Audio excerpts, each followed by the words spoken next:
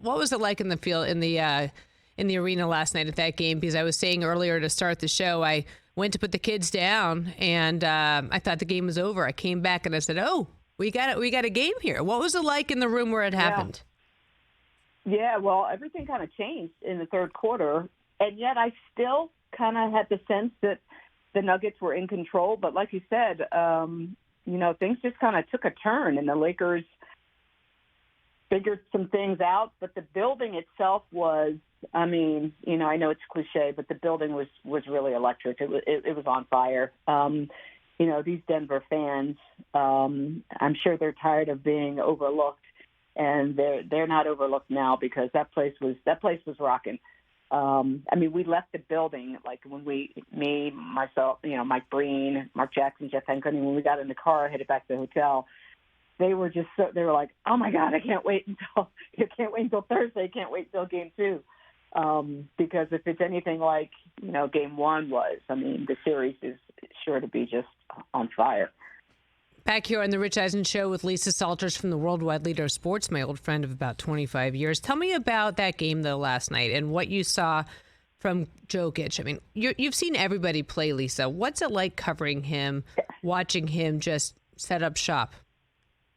It's funny, though, Suzy. Like, I have never seen him play before. I haven't done a game here in Denver, and I was trying to figure out when. It's been at least 10 years. Maybe I had a game of theirs in the bubble. I think maybe I did. But this is really the first time I've had a chance to watch him play. And I got to admit, I have been sleeping on this guy. He is spectacular. He is ridiculously good and just unstoppable. Just watching him play last night, I was texting people saying, "You know what? This guy is really good." And they're like, "We've been trying to tell you that." And I admit, I hadn't really been paying much attention. I haven't had any games with Denver, either on the road or with them here at home. So I hadn't really paid much attention to him. Of course, I knew all of the, I know all of the great things that people say about him.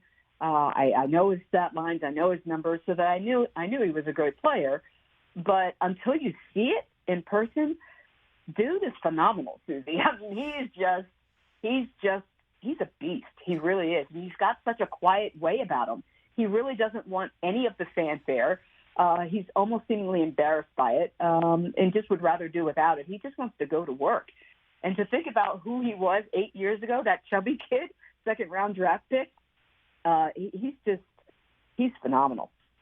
And here on the Roku channel, we're looking at a still of Anthony Davis with Jokic, and it's just like, there's something about him. It's his agility. It's his grace. It's the way he attacks the basket. And obviously, AD had a great night last night. But you have to wonder if the Lakers made it clear that this won't be easy. At least they did in the fourth quarter. But you have to wonder about what the adjustments will be between game 1 and game 2. Yeah, I think the Lakers kind of, they switched off AD.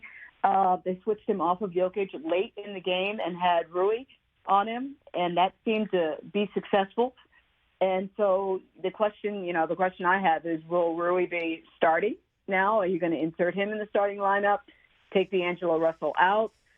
D'Angelo didn't have a great game last night, but he's still a huge part of what they do. And what are the numbers that they're 7-0 when he scores 16 points or more or something like that? He didn't get that last night, but you're thinking all we got to do is kind of get him going, and perhaps we'd have better success.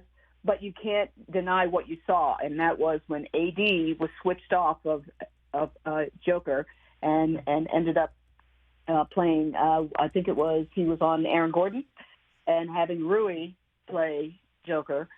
Then they just had, things started to flow for them. So I would be surprised if they didn't go with that to start the game in game 2. Catch the Rich Eisen Show every single day on the Roku channel, 12 to 3 Eastern, for free.